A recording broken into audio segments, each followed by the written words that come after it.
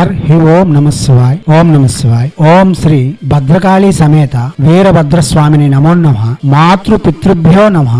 ఆచార్య అతిథిభ్యో నమః. శ్రీమాత లలితా త్రిపుర సుందరయే నమో నమః.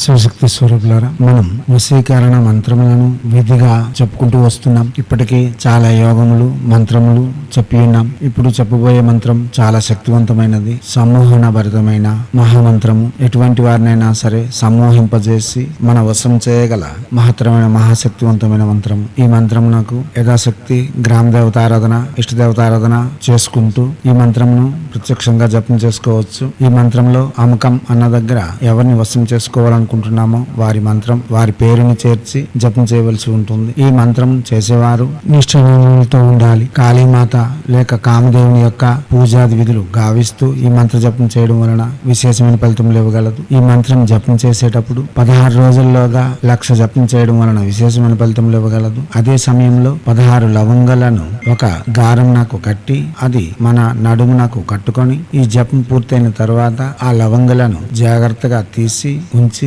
ఎవరిని వశం చేయాలనుకుంటున్నారో వారికి తినిపించినా లేక వారి శరీరంనకు లేపనం చేసిన ఫలితములు శీఘ్రంగా చూపించగలవు. కాగా నిమ్మకాయలో సింధూరం వేసి ఎదురుగా ఉంచుకొని, అనగా 4 నిమ్మకాయలను కోసి 8 చెక్కలను 8 దిశలయందు ఉంచి కాళీమాతను సింధూరముతో 8 నిమ్మ చెక్కల యందు పూజించి ఈ మంత్ర జపం చేయడం వలన ఇంకా విశేషమైన ఫలితములు ఇవ్వగలదు. కాళీమాతకు ఆరాధన చేస్తూ వేప నూనె దీపం వెలిగించి దానికి కాటుకను తీసి ఆ కాటుకను బొట్టుగా ధరించి ఈ మంత్ర జపం చేయడం వలన ఇంకా విశేషమైన ఫలితములు ఇవ్వగలదు. అవగాహన పెంచుకునేందుకు ప్రసంగాలను వినండి. అవగాహన పెంచుకొని జపములకు ఉపక్రమించండి. ఇప్పుడు సమ్మోహన వశీకరణ మంత్రము ఓం క్లీం అముకం సమ్మోహనాయ క్లీం ఫట్. మంత్రం మరోసారి ఓం క్లీం అముకం సమ్మోహనాయ క్లీం ఫట్. మంత్రం మరోసారి ఓం క్లీం అముకం సమ్మోహనాయ క్లీం ఫట్.